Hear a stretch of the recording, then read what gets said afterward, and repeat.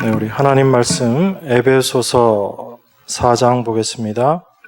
에베소서 4장 11절, 12절 한 목소리로 같이 봉독하겠습니다.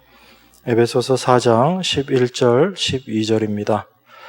그가 혹은 사도로, 혹은 선지자로, 혹은 복음 전하는 자로, 혹은 목사와 교사로 주셨으니 이는 성도를 온전케 하며 봉사의 일을 하게 하며 그리스도의 몸을 세우려 하심이라. 아멘. 에베소서 4장은 1절에서부터 6절까지는 하나됨에 대해서 이야기하고 있습니다. 교회가 어떻게 하나 되는 것인지, 또 하나님께서 어떻게 우리를 하나 되게 하시는지에 대해서 성부 하나님, 그리고 성령 하나님, 성자 하나님의 일하심을 통해서 그 하나됨에 대한 부분들을 이야기를 합니다. 그렇게 하나된 교회에 이제 몸된 교회로 하나된 우리 각자에게 하나님께서 그리스도의 선물의 분량대로 은혜를 주셨다, 그렇게 이야기합니다. 먼저 하나됨에 대해서 이야기를 하고, 그리고 그 하나된 우리 각자가 지체로서의 그 일들이 어떻게 또 우리에게 이루어지고 있는가라는 부분들을 이야기하고 있는 것입니다. 그래서 7절에 우리 각 사람에게 그리스도의 선물의 분량대로 은혜를 주셨다, 그렇게 말씀하고 있습니다. 이 은혜를 주셨다, 이 선물의 분량대로 은혜를 주셨다, 그렇게 이야기합니다. 여기 선물의 분량대로라고 표현되어 있지만 이 분량이라는 것은 많고 적음의 이야기가 아니고 다름을 이야기하고 있는 겁니다. 우리는 은혜를 많이 받고 은혜를 적게 받고 그렇게 생각할 수 있겠지만 각자에게 주신 은혜의 모습이 다르다는 거죠. 동일한 하나님의 은혜가 각자에게 주어지게 될 때 각자의 처한 환경, 상황, 거기에 따라서 하나님께서 은혜를 주신다, 그런 의미입니다. 그래서 그 모든 것들을 하나님께서 선물의 분량대로 선물로 우리에게 주셨다라는 것을 말씀하고 있죠. 그래서 제가 지난주에는 그 은혜와 은사에 대해서 이야기를 하면서 하나님께서 우리를 부르신, 또 택하시고 부르신 그 목적이 무엇인가, 또 하나님의 예정하심에 대해서 같이 생각을 했었습니다. 우리가 예정 그러면 늘 오해하기가 쉽다라고 말씀드렸죠. 우리는 그 예정을 이야기해도 항상 우리 기준으로 나에게 하나님께서 어떻게 예정하셨는가, 내 삶을 어떻게 하나님께서 예정하셨는가, 거기에 항상 우리들은 집중하지만 하나님께서는 당신의 자녀들을 부르시고 어떻게 예정하셨는가, 하나님의 거저 주신 은혜의 영광을 찬미하는 자로 우리를 예정하셨다, 그렇게 제가 말씀드렸습니다. 이걸 여러분들이 좀 잊어버리시지 않으셨으면 좋겠어요. 왜 그러냐면 우리는 신앙생활을 하면서 너무 자기중심적인 신앙생활을 합니다. 은혜를 받아도 내가 은혜를 받아야지 되고, 또 하나님의 일을 해도 내가 많이 해야지 되고 열심히 해야지 된다 생각합니다. 참 한편 생각하면 좋은 것 같은데 그것이 하나님보다는 나를 먼저 생각하고 바라보는 그런 모습일 수 있기 때문에 그렇습니다. 여러분, 신앙의 연륜이라고 표현해서 좀 그렇지만요, 신앙생활을 오래 하면 할수록 나라는 존재가 점점 더 강해집니까? 아니면 이게 점점 더 흐려지고 약해지나요? 예, 나는 없어지게 되는 겁니다. 나는 없어지고 오직 그리스도만 드러나게 되는 것, 그리스도가 참 내 안에 자리 잡게 되는 것, 이것이 성경이 끊임없이 이야기하고 있는 우리의 본질적인 모습, 우리가 추구해야지 될 모습이다라는 겁니다. 그런데 우리 인간의 본성이 이것을 감당하지를 못하는 거예요. 여러분 스스로 자기 가슴에 비수를 꽂을 수 있습니까? 못하죠. 지난번에 얼마 전에 한번 그 법의 학자가 나와서 이야기하는 걸 잠깐 들었습니다. 몸에 이렇게 상처가 난 것을 보고 그 상처가 본인이 낸 상처인지 안 그러면 다른 사람이 낸 상처인지 확인하는 방법이 있다고 그래요. 그래서 어떻게 확인을 하는가 그랬더니 칼을 가지고 이렇게 자기 이 몸에 이렇게 칼을 대도 자기가 일부러 자해를 하게 되면, 그러니까 이제 거짓으로 그 몸에 흉터를 내는 거죠. 그렇게 낼 때는 우리가 이렇게 팔을 보면 이렇게 팔이 둥글잖아요, 그죠? 그래서 안 둥근가요? 저만 둥근가요?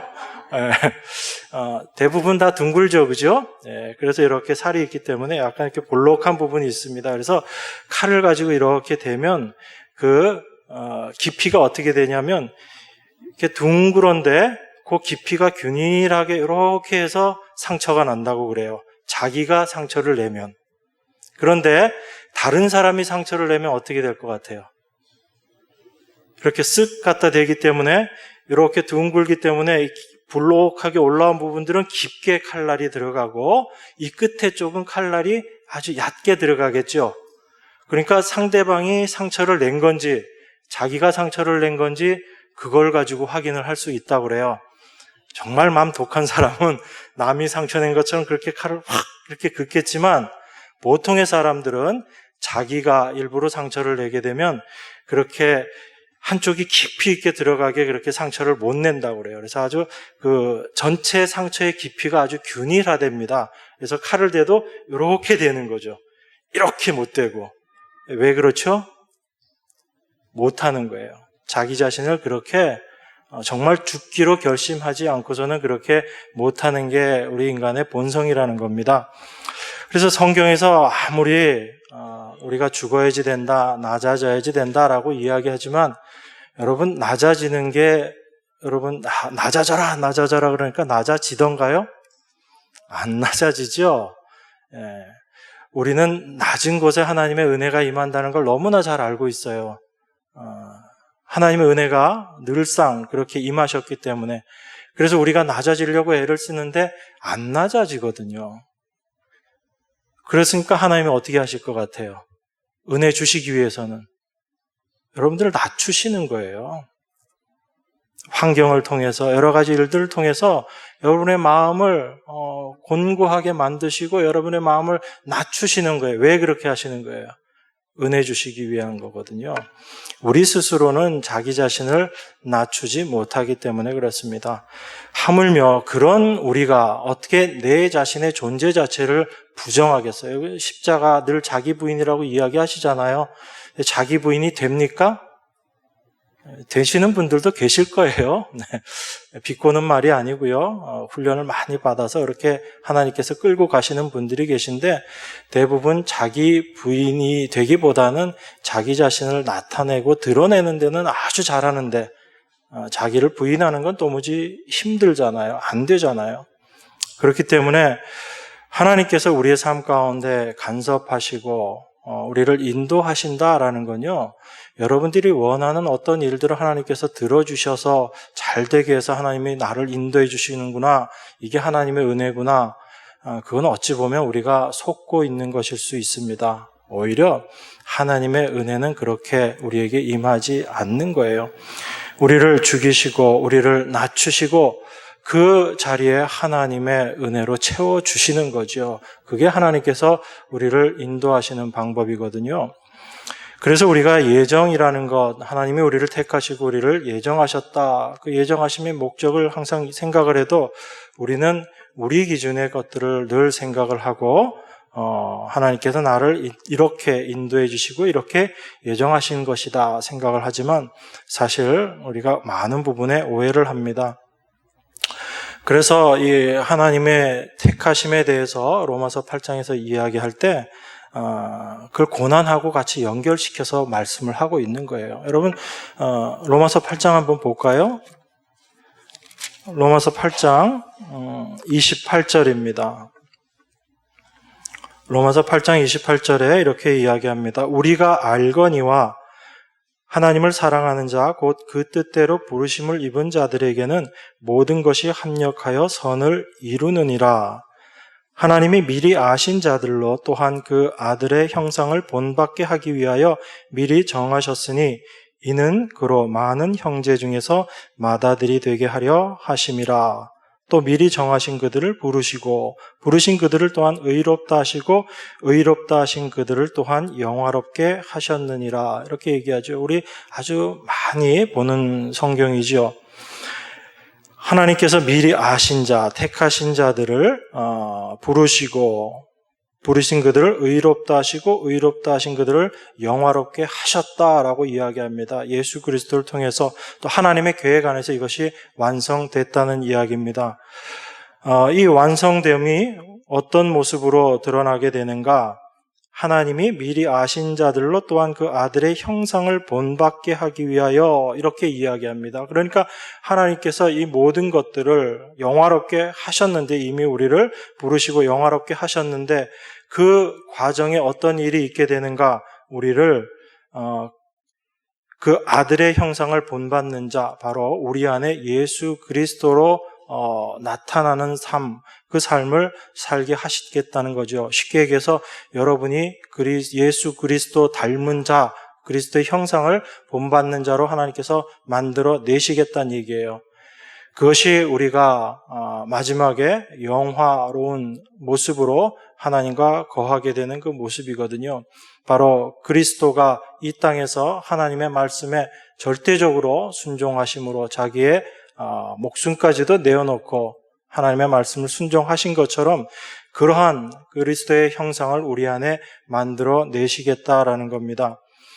그 일들을 해나가시는데 하나님께서 어떻게 해나가시는가? 그 부르심을 입은 자들에게 하나님께서 모든 것을 합력해서 선을 이루시는 모습으로 이루어가고 계신다라는 거예요.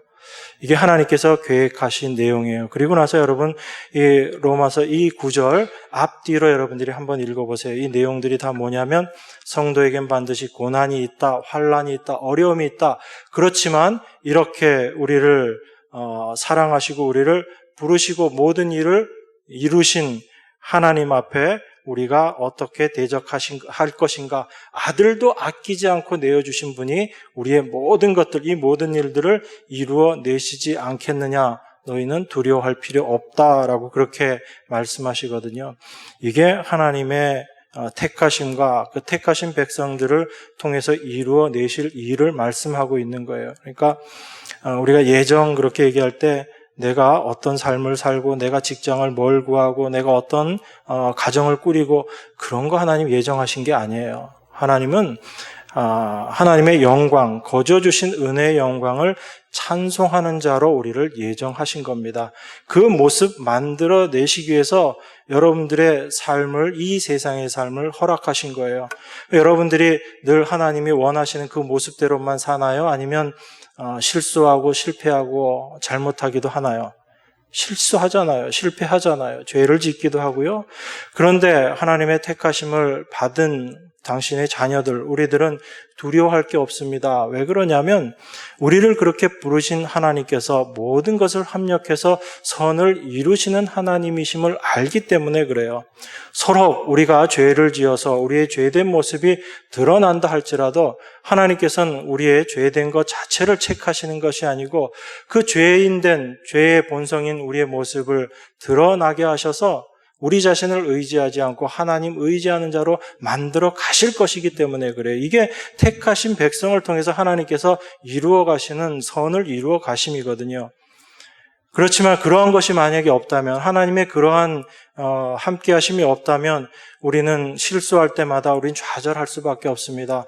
그리고 그 잘못된 것들을 회복시키기 위해서 우리가 끊임없이 수고하고 애써야지 될 수밖에 없어요. 이런 삶에 어떤 자유함이 있습니까? 그죠?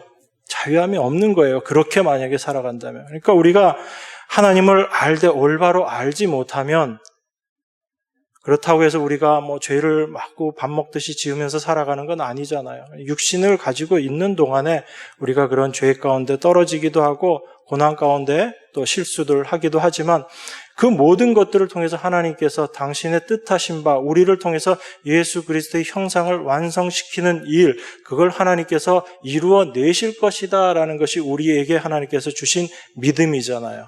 이 믿음이 있는 자들이 그리스도인이에요. 이것이 아니고 내가 하나님의 형상, 예수 그리스도의 형상을 내가 이루어 보겠다. 믿음이 없는 거죠. 자기 확신을 가지고 살아가는 사람이에요. 이런 사람은 늘 자유함이 없고 두려움에 있을 수밖에 없습니다. 내가 실수하지 않을까. 늘 그게 두려운 거고요. 혹여 실수하면 그 실수로 인해서 내가 어떤 벌을 받게 되지 않을까 두려워 떨 수밖에 없거든요. 그것은 그리스도인의 삶의 모습이 아니다라는 겁니다. 그래서 우리가 그리스도인으로서 살아간다라는 것은 이러한 확신 가운데 살아가는 거예요. 하나님께서 우리에게 이 믿음을 주신 거예요. 내가 가지려고 해서 가져지는 믿음이 아니고 하나님께서 이러한 믿음을 우리에게 허락하셨기 때문에 이 하나님이 우리에게는 절대적으로 의지할 분이시고 이 하나님만 우리가 믿고 따라 나가는 그런 삶을 살 수 있는 것입니다. 그래서 이러한 삶을 살아가는 사람들에게는 어떤 경우에는 하나님께서 그 사람을 순교하는 자리까지 끌고 가셔서 하나님의 영광을 드러내시는 거예요. 또 우리의 힘으로 하는 게 아닙니다. 하나님께서 그 일들을 이루어 나가시는 거예요. 당신의 백성들을 통해서 무엇을 드러내기 위해서? 하나님의 은혜의 영광을 드러내시기 위해서 당신의 백성들을 통해서 그 일들을 드러내시기 위해서 하나님께서 행하시는 거죠. 그게 하나님 백성들의 모습이다라는 겁니다. 그 의미, 그것이 사실 에베소서가 끊임없이 이야기하고 있는 모습이에요. 그래서 우리를 부르신 우리를 그냥 내버려 두시는 것이 아니고 예수 그리스도의 온전함의 위치에 우리들로 하여금 이르게 하시고 또 하나님의 은혜를 깨닫게 하시고 몸된 온전한 교회로 완성시켜 가시겠다. 그것이 바로 하나님께서 가지고 계신 그 모습입니다. 그래서 우리들에게 은혜를 주셨다, 은사를 주셨다라고 이야기하는 겁니다. 그 은사 주심을 통해서 우리에게 사도로 혹은 선지자로 혹은 복음 전하는 자로 혹은 목사와 교사로 주셨으니 이는 성도를 온전케 하며 봉사의 일을 하게 하며 그리스도의 몸을 세우려 하심이다. 이렇게 이야기하고 있는 겁니다. 그러니까 내가 어떻게 하나님의 백성이 되었는지 또 그 하나님이 어떤 분인지를 우리가 올바로 안다면 우리 안에 분명한 믿음이 있는 거죠. 하나님께서 우리를 온전케 하셨다라는 것과 그 일을 통해서 온전한 교회를 세우는 그리스도의 몸을 세우는 그 일에 우리가 봉사로서 하나가 되어서 함께 동참케 될 것이다 라는 것을 우리가 분명히 알고 있는 겁니다. 그 하나님의 은사 그것을 이야기하면서 이제 특별히 사도, 선지자, 복음 전하는 자, 목사, 교사 이렇게 이야기하고 있는 겁니다.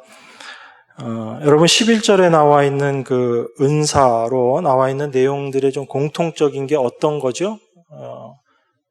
사도, 선지자, 복음 전하는 자, 목사, 교사 이렇게 되는데 주로 뭐하고 연관이 되어 있는 내용인가요? 직분들 어떤 은사죠? 말씀을 전하고 말씀을 세워나가는 그런 부분과 관련이 되어 있는 거죠. 여기에 특별히 사도, 선지자, 복음 전하는 자 이런 부분들이 나와 있기 때문에 제가 조금 염려스러운 부분이 있어서 말씀을 드립니다. 사도가 여기에서 지금 하나님께서 우리에게 은혜를 주셨다. 우리의 은혜를 주셨는데 혹은 사도로 혹은 선지자로 혹은 복음 전하는 자로 이렇게 말씀하시는데 현재에도 지금 이 시대에도 그러면 사도의 은사를 받고 선지자의 은사를 받고 복음 전하는 자로서의 은사를 받는 그런 것이 있는가 우리가 생각할 수 있는데 그것은 이건 일시직이다 그렇게 이야기합니다. 복음 전하는 이건 우리가 다 하는 거 아니냐라고 생각하시겠지만 이것도 우리가 좀 제한해서 생각을 해야지 됩니다. 하나님께서 사도들을 통해서 하나님의 말씀을 이루어 가시고 성경을 만들어 가시는 과정 속에서 특별히 쓰임받은 사람들이 사도들이거든요. 그래서 성경이 완성되고 난 이후에는 사도라는 직분 자체는 없는 것이다 라고 그렇게 이야기합니다. 왜 그러냐면 특별히 우리가 사도라고 이야기할 때는 예수님께로부터 직접 가르침을 받은 제자 12명을 이야기를 해요. 그래서 사도 바울이 자기 자신의 사도됨에 대해서 이야기할 때 늘 여러 가지 이야기들을 좀 많이 하죠. 왜 그러냐면 바울 사도는 예수님의 직접적인 제자가 아니었잖아요. 그래서 예수님을 보기는 했겠지만 그 예수님의 제자로서 예수님이 이 땅에 계셨을 때 제자로서 있지는 않았거든요. 그래서 바울의 그 사도성에 대해서 끊임없이 그 의문들이 제기가 됐던 겁니다. 그래서 사도 바울이 어떻게 얘기해요? 내가 예수님을 직접적으로 그렇게 본 건 아니지만 어떤 예수님을 봤다라고 얘기하죠? 부활하신 예수님을 자기가 만났다라고 얘기를 하는 거예요. 그래서 그 예수님께로부터 내가 말씀을 받고 하나님께로부터 내가 사도로 세우심을 입었다라고 그렇게 바울이 이야기하는 겁니다. 바울이 그렇게 계속 이야기한 게 바로 사도의 특수성 때문에 그래요. 하나님께서 이 땅에 예수님께서 오시고 그 예수님께서 이루어 놓으신 일들을 그리고 그 모든 것들을 제자들을 통해서 말씀하시고 하나님의 말씀을 이제 세워나가는 그 과정에서 중요한 역할을 했던 사람들이 바로 사도거든요. 그래서 이 사도들을 통해서 무엇이 쓰여지게 되냐면 성경이 쓰여지게 되는 거예요. 우리가 지금 신약이다라고 이야기하는 그 성경이 쓰여집니다. 그래서 그 성경을 쓰게 하기 위해서 하나님께서 특별한 은사들을 많이 주셨어요. 그래서 사도들이 활동할 때 사도들이 예수님이 하셨던 것처럼 막 병자도 고치고 죽은 사람도 살려내고 하는 일들이 있어지는 거예요. 사도 바울은 어때요? 섬에서 그 독사에게 손 물렸는데도 전혀 이상이 없이 살아남잖아요. 뭐 붙지도 않았다고 그래요. 사람들이 그 물린 거 봤을 때 저러다 이제 조금 있으면 죽겠구나 하고 이렇게 옆에서 지켜봤는데 멀쩡했다고 그러죠. 그러니까 사도에게는 하나님께서 특별한 그런 은사들을 주신 거거든요. 그래서 하나님의 말씀을 세워나가는 그 일들을 감당하게끔 하신 거예요. 그래서 하나님께서 그들을 사도로 세우셨으면서 또 선지자로서의 일들도 감당케 하신 거예요. 하나님으로부터 말씀을 받아서 하나님의 뜻이 무엇인지를 그들이 성경을 기록하는 그 상황 속에서 다 같이 이야기를 하는 겁니다. 그리고 그들이 성경을 쓰면서 복음이 무엇인지에 대해서 이야기를 하고 있는 거예요. 그러니까 사도들이 이야기한 그 복음과 벗어난 어떤 다른 복음은 있을 수가 없는 겁니다. 그래서 바울이 갈라디아서에서 다른 복음이 있대요, 없대요? 다른 복음은 없다라고 이야기하는 거예요. 그런데 이 시대에는 다른 복음이 참 많은 것 같아요, 보면. 사도들이 이야기한 것과는 상관없는 그런 복음을 전하는 자들이 있다라는 겁니다. 그래서 그런 의미에서 복음 전하는 자, 이것도 제대로 된 복음이 무엇인지를 전했다라는 의미에서 한시적인 하나의 그 은사였다라고 우리가 생각해 볼 수 있는 거죠. 그럼 우리는 이제 어떤 복음만 전해야 돼요? 사도가 우리에게 전해준 그 복음만을 우리가 전해야지 되는 겁니다. 그래서 말씀을 연구하는 것이고요. 그 말씀이 무엇인지를 이야기해 놓은 이 성경을 우리가 끊임없이 봐야지 되는 겁니다. 그래서 요즘 그 은사주의 뭐 이런 거 이야기하는 사람들이 참 많은데, 특별히 한동안 뭐 한국 교회도 그런 것 때문에 좀 시끄러웠죠. 신사도 운동 이런 거 이야기하면서 지금 이 시대에도 하나님께서 사도들을 세우신다 그렇게 얘기하면서 신사도 운동이라는 게 한국에도 유행했었어요. 요즘에도 남아 있습니다. 근데 이게 미국에서 먼저 그런 일들이 있었고, 이게 거의 20세기 그때 있었다가 이제 1900년대 말 그리고 2000년대 초반 이게 한국에까지 영향을 많이 끼쳤었던 거거든요. 근데 왜 그 이야기들 하는가? 초대교회 당시에 사도들이 행했던 그 이적, 은사 그런 것들 우리가 똑같이 행할 수 있다. 그렇게 얘기하면서 우리들도 사도다라고 이야기했던 사람들이거든요. 그래서 신사도 운동 이렇게 이야기를 하는 겁니다. 근데 이게 왜 잘못된 것인가 하면 이 교회사를 역사적으로 좀 살펴보면 그게 조금 드러납니다. 왜냐하면 이 처음에 성경이 만들어지고 성경이 쓰여질 당시에 사도들을 통해서 이적이 참 많이 있었어요. 그리고 나서 이 사도들이 활동하던 시대가 끝나고 나서 속사도 시대라고 합니다. 이거는 그 사도들로부터 가르침을 받은 사람들이에요. 그런데 이 사람들이 이적 행했다는 기록이 성경에 없습니다. 그리고 어떤 다른 문헌에도 없어요.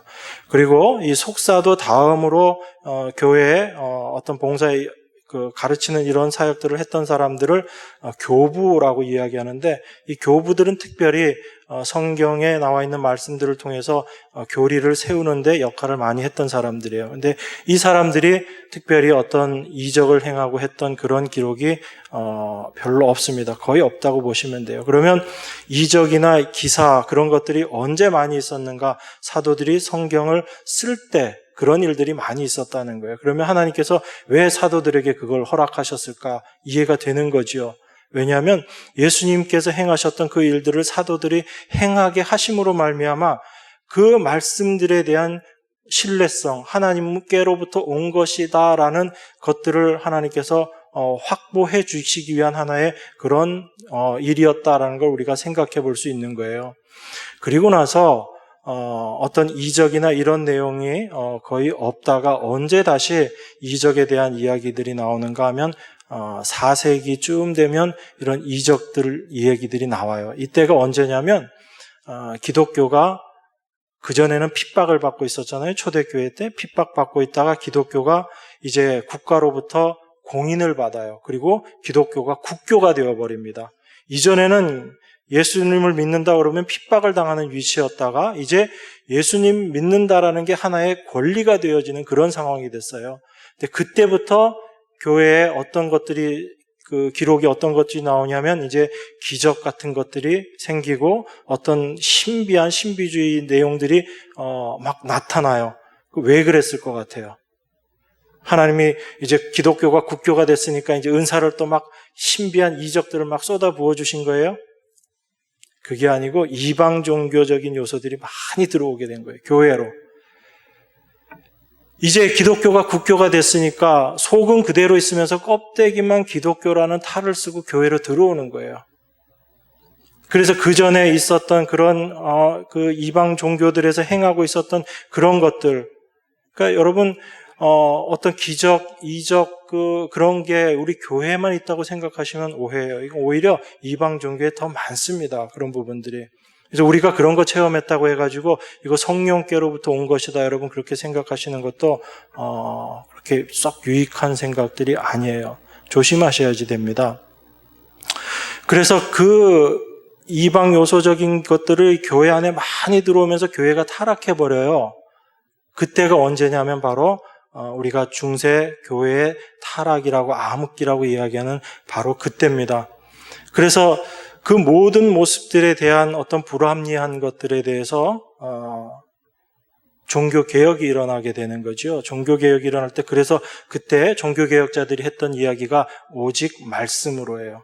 다른 것 아니라는 겁니다. 다른 어떤 것도 바라보지 말라고 그래요. 왜냐하면 그 기독교가 국교화되고 이제 교회가 어떤 권력을 잡는 위치에서부터 여러 가지 세력들이 들어오면서 교회 안에 어떤 신비주의적인 것, 이런 이적, 또 마리아 숭배, 성물 숭배, 별의별 것들이 다 생겼거든요. 그러면서 참된 그 진리에서 자꾸 벗어나게 되는 모습들이 됐던 거예요. 그래서 종교개혁자들이 다른 거 다 필요 없다. 오직 말씀만이 우리를 살리는 것이다 해서 오직 말씀으로라고 종교개혁을 일으켰던 거거든요. 그리고 나서 지금 한 얼마 정도 됐죠? 500년 정도 지났습니다. 종교개혁한 지가 벌써 500년이 됐어요. 그러니까 그 예전에 있었던 그런 습관들이 또 나타나는 거예요. 어디에? 카톨릭은 여전히 그런 것들 갖고 있고요. 교회 안에 또 그런 모습들이 나타나는 거예요. 그래서 요즘에 교회에서도 보면 뭐 은사운동이니 그런 이야기들이 많잖아요. 네. 그거 다 일일이 얘기하기는 한도 끝도 없어요, 제가.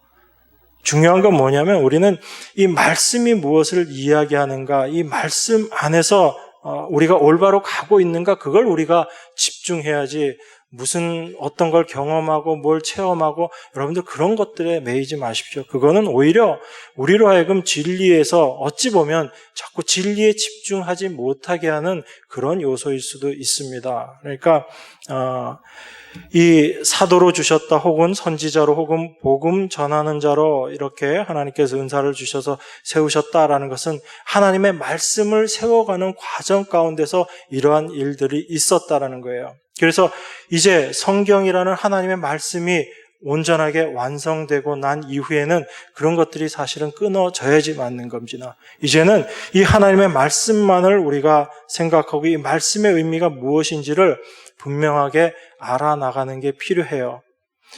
그래서 하나님께서 어떻게 우리들에게 이 은사를 주셨는가, 여기 은사라고 표현되어 있고 은혜라고 표현되어 있지만 여러분 우리 에베소서 2장에서 그 말씀 배웠잖아요. 에베소서 2장 8절에 보면 어떻게 얘기해요? 너희가 그 은혜를 인하여 믿음으로 말미암아 구원을 얻었나니 이것이 너희에게서 난 것이 아니요 하나님의 선물이라. 하나님께서 우리에게 주신 가장 귀한 선물이 어떤 거예요? 믿음이라는 거죠. 믿음이라는 선물을 우리에게 주신 거예요. 이 믿음으로 말미암아 우리가 이제 어떻게 하나님의 자녀가 되었는지, 하나님의 백성이 되었는지, 그 믿음이 왜 우리의 노력, 우리의 공로가 아니고 하나님께서 선물로 우리에게 허락하신 것인지를 우리로 하여금 알게 하시고 깨닫게 하시는 거예요. 우리는 선물 받으면 선물 받은 사람이 뭔가 그래도 선물 받을 만한 일을 했겠지라고 생각하지만 하나님께서 우리에게 선물 주신 이유는 선물이라는 것으로 밖에 우리에게 줄 수 없었기 때문에 선물을 주신 거예요.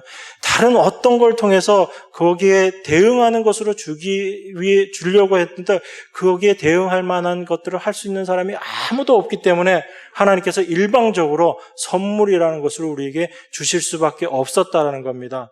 그러면 그 선물을 받은 우리들은요, 그 삶을 살아가면서 무엇을 경험하는 거냐면 이래서 하나님이 나에게 선물로 주실 수밖에 없었구나라는 걸 알아가는 거예요. 내가 뭐 잘한 게 있어서 하나님이 여기에 해서 삭수로 주셨구나가 아니고 나는 도무지 이걸 받을 수 없는 사람인데 이걸 받을 자격이 없는 자인데 하나님이 그런 나에게 이것을 주신 것은 선물로 주시지 않으셨으면 절대로 내가 받을 수 없겠었구나라는 것을 알아가는 거죠. 그게 우리 성도들의 모습이라는 겁니다. 그 선물을 하나님께서 어떻게 주셨는가, 그거를 사도가 8절에서 이렇게 이야기합니다. 에베소서 4장 8절입니다. 그러므로 이르기를 그가 위로 올라가실 때 사로잡힌 자를 사로잡고 사람들에게 선물을 주셨다 하였도다. 이렇게 이야기합니다. 사도가 어떻게 얘기해요? 그가 위로 올라가실 때, 여기서 그가 누구죠? 올라가신 분 우리 주님이시죠. 주님이 올라가실 때 사로잡힌 자를 사로잡고 이 사로잡힌 자들이 누구예요? 여러분과 저죠. 우리가 다 사실은 우리가 그전에는 누구에게 사로잡혀 있었어요? 사망에 사로잡혀 있었고 사탄에게 사로잡혀 있었거든요. 그래서 거기서 절대로 빠져나올 수 없는 게 사실은 우리들이었는데 그런 우리들을 우리 주님께서 오셔서 그 사단의 세력을 멸해버리시고 사탄에게 사망에게 사로잡혀 있었던 자들을 해방시키셔서 이제 누구에게 사로잡힌 자로 만들어버리신 거예요? 주님께 사로잡힌 자가 된 겁니다. 우리는 이전에는 우리의 의지와 상관없이 죽음의 사망의 사탄에게 사로잡혀 있었는데 그 사망을 이기신 예수님께서 우리를 이제 사로잡아 오신 거예요. 사로잡힌 자에서 우리를 빼앗으셔서 우리를 지금 사로잡으셨다라고 이야기합니다. 그래서 사람들에게 무엇을 주셨다고요? 선물을 주셨다라고 이야기하는 거예요.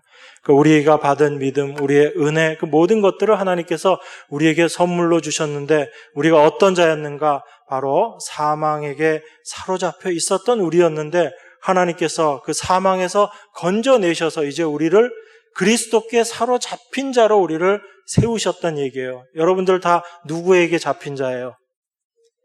예수 그리스도께 잡힌 바 된 자들입니다.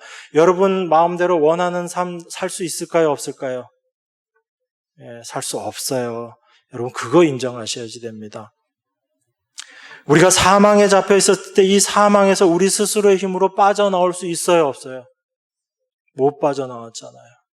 어떤 노력과 어떤 선행도 어떤 열심으로도 여기서 해방될 수 없었고 여기에 잡힌 바 되어서 살았잖아요. 그런데 이제 그런 우리를 예수님께서 사망을 이기시고 우리를 이제 사로잡아 버리셨어요. 이 예수님의 사로잡음에서 빠져나올 수 있는 사람이 있어요? 없어요? 아무도 없는 겁니다. 그러니까 우리의 인생은 논한 거죠. 쉽게 얘기해서. 여기서 우리는 찬송을 할 수 있는 거예요. 내가 내 인생 붙잡고 살아가야지 된다면 그것처럼 불행한 인생이 없는 겁니다. 그런데 하나님이신 그분이 나를 이제 사로잡고 가시는 거예요. 하나님이 나를 사로잡고 가셔서 하나님이 원하시는 그 모습으로 나를 끌고 가실 거예요. 그 과정 속에 우리가 반항도 하기도 하고 순종하기도 하고 그렇지만 그 모든 것들을 합력해서 무엇을 이루어내신다고요? 선을 이루어내신다고요.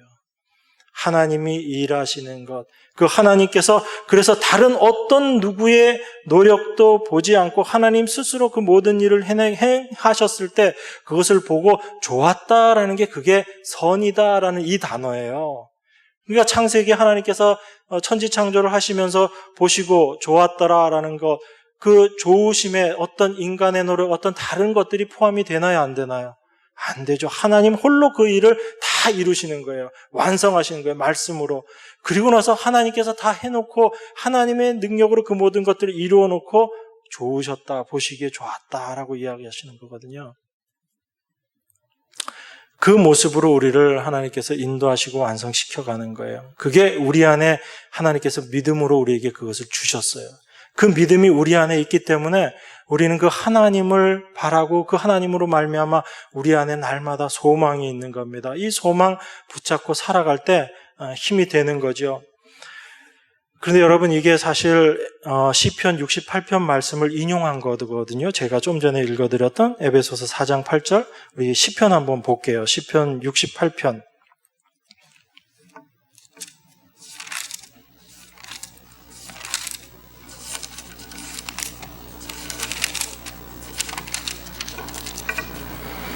시편 68편 18절 한번 보겠습니다. 제가 봉독하겠습니다. 주께서 높은 곳으로 오르시며 사로잡은 자를 끌고 선물을 인간에게서 또는 패역자 중에서 받으시니 여호와 하나님이 저희와 함께 거하려 하심이로다. 이게 저희가 좀 전에 읽었던 에베소서 4장 8절에 나와 있는 말씀이 이 시편 68편 8절을 인용한 말씀이거든요. 여러분, 이 에베소서 말씀하고 방금 읽었던 이 시편 말씀하고 똑같은가요? 좀 다른가요? 자세히 안 보셨구나. 다시 한번 볼까요? 제가 시편 다시 읽어드릴게요. 주께서 높은 곳으로 오르시며 사로잡은 자를 끌고 선물을 인간에게서 또는 패역자 중에서 받으시니 여호와 하나님이 저희와 함께 거하려 하심이로다. 똑같아요? 좀 달라요? 좀 다르지요? 사도가 성경을 인용했는데 구약의 내용하고 다르게 인용했어요. 구약에서는 주께서 높은 곳으로 오르시며 사로잡은 자를 끌고 선물을 인간에게서 받으시고 또는 패역자에게서 받으신다라고 되어 있었죠. 그런데 에베소서에는 이게 어떻게 표현이 되어 있냐면 주께서 그가 위로 올라가실 때 사로잡힌 자를 사로잡고 그리고 선물을 주신대요? 아니면 선물을 받아가신대요? 에베소서는 오히려 선물을 주신다라고 표현하고 있죠.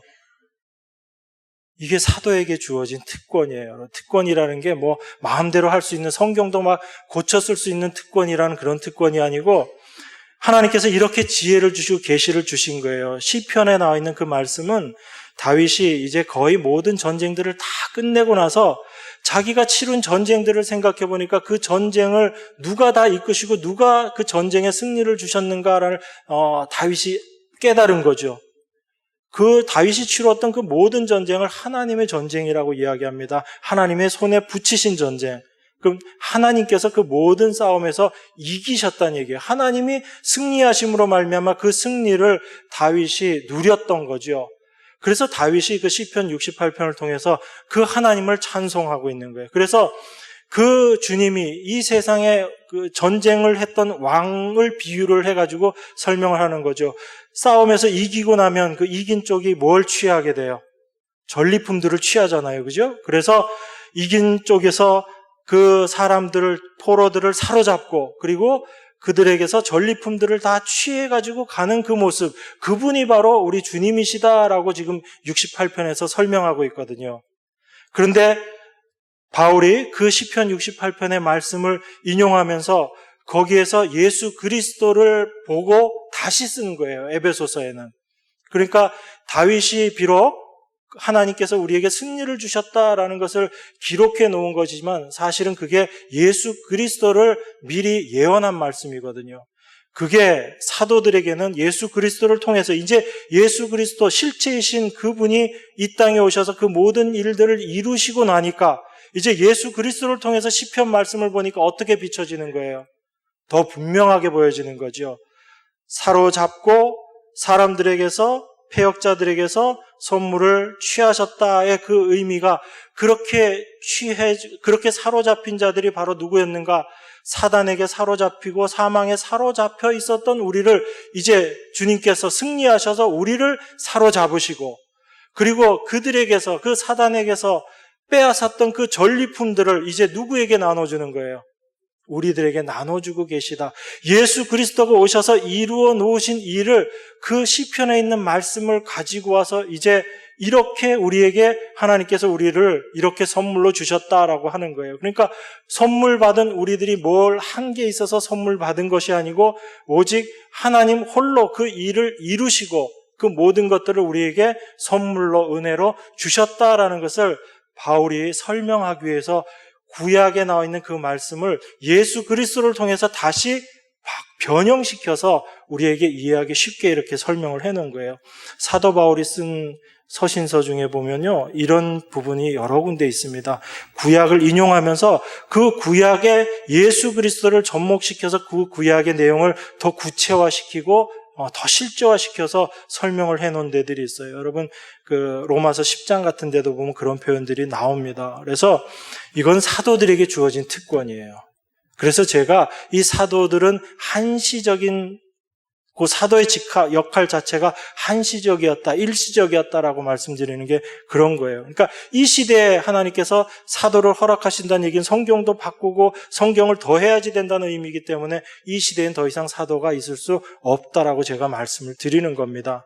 선지자도 마찬가지고요, 복음 전하는 자도 마찬가지예요. 왜냐하면 그 사도들을 통해서 참된 복음이 무엇인지를 이미 다 선포해 놓았어요. 그래서 우리들이 받은 바 이 복음의 말씀 외에 다른 것을 전하는 자들은 어떻게 될 거라고요? 화가 있을지어다라고 이야기하는 겁니다. 다른 복음은 아예 없다라고 이야기하는 거예요. 우리가 받은 바, 그리스도를 통해서 받은 바 이 복음 외에는 다른 복음이 없다라고 사도가 분명하게 이야기하는 겁니다. 그래서 복음 전하는 것조차도 이미 참된 복음이 무엇인가를 선포하는 의미에서의 복음 전함은 이미 끝난 부분이에요. 이제 우리는 그 복음의 내용들을 올바로 깨닫고 그걸 올바로 제대로 전하는 것에 우리들의 역할들이 있는 거죠. 그 일들을 통해서 하나님께서 무엇을 해나가시는가? 그게 에베소서 4장 12절이죠. 여기까지 오는데 참 힘들었어요. 이거 설명하기 위해서 제가 지금까지 말씀드린 겁니다. 이는 성도를 온전케 하며 봉사의 일을 하게 하며 그리스도의 몸을 세우려 하심이다. 이렇게 이야기합니다. 여러분, 이 세 가지를 지금 이야기하고 있죠. 성도를 온전케 하고 봉사의 일을 하게 하고 그리스도의 몸을 세운다. 이렇게 이야기합니다. 이게 순차적으로 되어져 있는 건 아니에요. 우리는 이 말씀 보면서 우리가 온전한 자가 되어서 이제 봉사의 일을 해서 그리스도의 몸을 세우는 것이다 이렇게 생각하는데, 이게 원문에 보면 어떻게 되어 있냐면 각각의 전치사가 똑같은 게 붙어 있어요, 앞에. 그건 무슨 뜻이냐면 이 세 가지가 하나가 되고 그 다음에 이어서 되고 이런 의미가 아니고 이 세 가지가 동시적으로 된다는 이야기예요. 그러면 성도를 온전케 하는 것과, 그리고 성도가 봉사의 일을 하는 것, 그리고 그리스도의 몸을 세우는 것, 이것이 어떻게 된다는 얘기예요? 같이 이루어지고 그리스도 안에서는 이것이 이미 완성된 부분이다라는 겁니다. 그렇기 때문에 온전케 되어서 이제 봉사의 일을 하는 것이 아니고 우리의 봉사의 일이라는 것이 바로 성도를 온전케 하는 그 일과 똑같은 일이란 얘기예요. 그러니까 우리가 이 몸의 지체로서, 이 에베소서 4장이 처음에는 하나됨을 이야기하고, 그리고 그 하나된 몸의 지체로서의 각각의 받은 은혜, 은사들을 이야기한다고 그랬잖아요. 지체가 어떤 일을 할 때 혼자 일을 하게 되나요? 여러분, 성경을 이걸 제가 짚는다라고 했을 때 눈도 안 하고 그냥 손만 혼자서 이거 딱 하나요? 사실은 손이 이걸 짚는 것 같지만 이걸 짚을 때 어떤 게 같이 움직이는 거예요? 눈이 봐야지요. 그죠? 그리고 머리에서 명령을 내려주면 그 머리의 명령을 받아서 손과 눈이 같이 일하는 거예요. 그게 함께 일을 하는 모습이거든요. 그러니까 여기서 우리가 성도를 온전케 되고 봉사의 일을 하고 그리스도의 몸을 세운다라는 것이 사실은 이게 같이 되어지는 일이에요. 그게 뭐 그렇게 중요한가 이렇게 생각할 수 있지만 사실은 이것이 하나님께서 이미 완성된 것을 우리 안에서 이제 이루어 나가시는 모습이기 때문에 그런 거예요. 이게 우리가 뭔가를 이루고 또 이루어 나가야지 되는 모습이 아니고 그리스도 안에서 이것이 이미 완성된 거란 얘기예요. 이미 우리를 그리스도의 몸으로 우리를 세우셨고 우리를 온전케 하셨고 이 모든 일들을 이루어나셨기 때문에 그 온전케 됨을 서로 전하고 그리고 서로 몸을 세우는 것, 그걸 봉사라고 이야기하는 겁니다. 그러니까 우리가 일반적으로 얘기하는 교회에서의 봉사하고는 사실 조금 다른 의미에서의 봉사를 이야기하고 있는 겁니다. 그걸 하나님께서 말씀으로 다 이루어 놓으셨어요. 우리 성경 한 군데 보겠습니다. 디모데후서 3장 16절 17절입니다.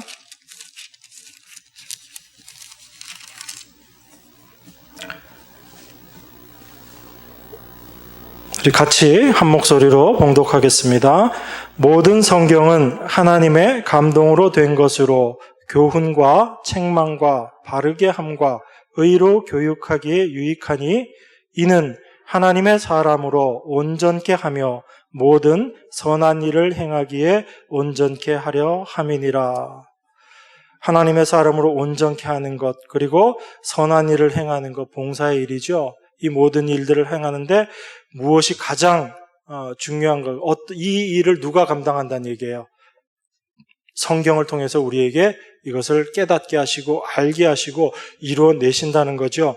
그래서 모든 성경은 하나님의 감동으로 된 것으로 교훈과 책망과 바르게 함과 의로 교육하기에 유익하니 성경을 통해서 우리가 이러한 모든 것들을 깨닫게 되고 알게 되고 우리가 하나님의 사람으로 온전케 된 자들이다라는 것을 알게 되고 그 온전케 된 자들임을 전하는 거예요. 그게 봉사의 일이에요, 사실은. 그게 되어질 때 그것을 통해서 교회는 이미 그리스도 안에서 완성되어 있구나라는 것을 우리가 확인하면서 나아가는 거예요. 우리의 힘으로 이것을 만들어가는 것이 아니다라는 겁니다. 그래서 하나님께서 우리를 그렇게 부르시고 우리에게 은사를 주시고 그 은사를 통해서 이제 하나님께서 완성시켜 놓은 것이 무엇인지를 우리에게 깨닫게 하시는 거예요. 그래서 그 은사의 가장 핵심적인 내용을 11절에 그 말씀을 받고 말씀을 전하는 그 은사에 대해서 집중적으로 이야기하고 있는 거예요. 말씀을 세워가는 과정에서의 사도와 선지자와 복음을 전하는 자, 그리고 그 세워진 말씀을 올바로 가르치는 위치에서의 목사와 교사를 이야기하는 겁니다. 이것은 목사라는 직함을 갖고 있는 이런 목사만을 이야기하는 게 아니에요. 하나님의 자녀로 이제 여러분 다 하나님께서 부르신 자들이라면 하나님께서 여러분들을 이미 온전케 하셨고 그 온전케 하심을 여러분이 이제 그 내용들을 같이 나누고 그것을 전하는 자로 그 봉사의 일을 감당케 하는 거예요. 그래서 서로가 서로를 세워주는 거예요. 우리가 우리 힘으로 그걸 세워나가는 게 아니고 이미 세워진 그 완성되어 있는 것들을 우리가 올바로 선포하고 올바로 전함으로 말미암아 그것을 지켜나가는 모습인 거예요, 사실은. 그래서 우리가 하나 되자 하는 것도 우리 힘으로 하나 되는 게 아니고 하나 된 것을 어떻게 하라고 그래요? 힘써 지키라라고 이야기하잖아요. 그러니까 교회에서 하나됨이라는 것은 우리가 이걸 하고 캠페인 벌리고 이렇게 해가지고 하나 됩시다. 이건 인간적인 하나됨일 수밖에 없어요. 사건 하나 터지면 다 무너지고 깨어질 수밖에 없어요. 그런데 그게 아니고 교회는 이미 그리스도 안에서 하나다라는 거예요. 그걸 우리가 믿음의 눈, 하나님께서 우리에게 주신 믿음으로 말미암아 그걸 바라보게 될 때, 주님께서 이미 다 이루셨구나. 그래서 우리를 몸된 교회로 부르셨구나. 그 몸된 교회, 그리스도께서 머리로 계심으로 말미암아 그 머리의 뜻, 머리의 생각, 그 모든 것들을 통해서 우리가 하나로 이미 완성된 존재구나라는 것을 아는 것, 그것을 통해서 우리는 완성된 사람들이야라는 것을 서로에게 전해주게 될 때 그것이 봉사라는 거예요. 그걸 통해서 우리는 그 몸된 교회로서 더 이것을 굳건하게 세워나가는 모습이 되는 겁니다. 그러니까 사도가 처음에 에베소 1장에서 왜 그렇게 하나님의 계획과 하나님의 그 뜻이 어떻게 완성되었는지, 예수 그리스도를 통해서 어떻게 완성되고 그것을 어떻게 성령을 통해서 우리 안에 믿음으로 자리 잡게 하시는지를 1장에서 그렇게 깊이 있게 설명한 이유가 거기 있는 거예요. 그걸 우리가 분명히 바라볼 때 우리 안에 그 믿음이 우리 안에 들어오게 될 때 우리는 우리 자신을 보지 않게 돼요. 우리를 보는 것이 아니고 그 일을 계획하시고 완성시키신 하나님을 어디에서? 그리스도 안에서 우리가 보게 되는 겁니다. 그 그리스도 안에서 우리를 보는 것이 아니고 그 일을 완성하신 그리스도를 보는 거예요. 하나님은 누구를 보세요? 여러분을 보세요? 그리스도를 보세요? 그리스도를 통해서 여러분들을 보신다고요. 우리의 모습은 여전히 그 모습이지만 하나님께서 그리스도를 통해서 우리를 보심으로 말미암아 그리스도 안에서 우리를 거룩하고 흠이 없는 자로 인정하시는 거예요. 우리 안에 그 믿음을 허락하신 겁니다. 그 그리스도를 바라보고 그리스도 안에 있음을 우리가 말씀을 통해서 확인되어질 때 우리가 교회로서 이미 온전케 되고 든든하게 세워져 있는 자들이구나라는 것을 우리가 고백하게 되는 거죠. 이게 서로에게 봉사하는 삶의 모습이에요. 이것으로 말미암아 하나님의 뜻이 더 우리 안에서 굳건하게 되어지는 모습이기 때문에 그렇습니다. 성도를 하나님께서 이렇게 부르신 거예요. 우리에게 은사를 주시고 말씀을 통해서 그 말씀의 의미가 무엇인지를 서로 올바로 깨닫게 하시고 그 말씀을 살아가게 하시고 그 말씀을 나누게 하심으로 말미암아 우리를 교회로 부르신 하나님의 뜻이 무엇인지, 우리가 교회로 부르심을 받은 우리가 어떠한 위치에 있는 자들인지를 하나님께서 지금 말씀하시는 거죠. 이게 우리에게 은혜로 주셨다라는 얘기입니다. 이 모든 것들을 우리에게 은혜로 주시고 이것을 하나님께서 온전히 이루어 가시는, 하나님의 선을 이루어 가시는 그 일 가운데 우리들을 다 불러 모으셔서 이제 여러분 삶 가운데 그것들을 확인시켜 주실 거예요. 여러분 이 소망 가지고 살아가시길 바랍니다. 여러분 자신의 모습에 매여서 흔들리지 마시고 주님 먼저 바라보시고 주님께서 여러분 안에 이 뜻 분명히 이제 이루어 내실 거예요. 이미 완성하신 것을 여러분 삶 가운데 이루어 내실 줄 믿습니다. 그 주님만 바라보시는 여러분과 제가 되기를 원합니다. 기도하겠습니다. 하나님 아버지 감사합니다. 우리에게 그 모든 것들을 은혜로 주시고 선물로 주셨다고 주님 우리에게 말씀하십니다. 그것이 우리에게 참된 믿음으로 참된 소망으로 자리 잡게 하시고 오직 그 주님만 바라보며 나아가는 저희들 될 수 있도록 은혜로 함께하여 주시옵소서.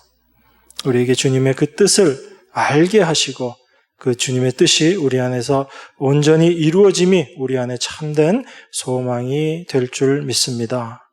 우리 안에서 이 일을 이루시는 귀하신 예수 그리스도 이름으로 기도드리옵나이다. 아멘.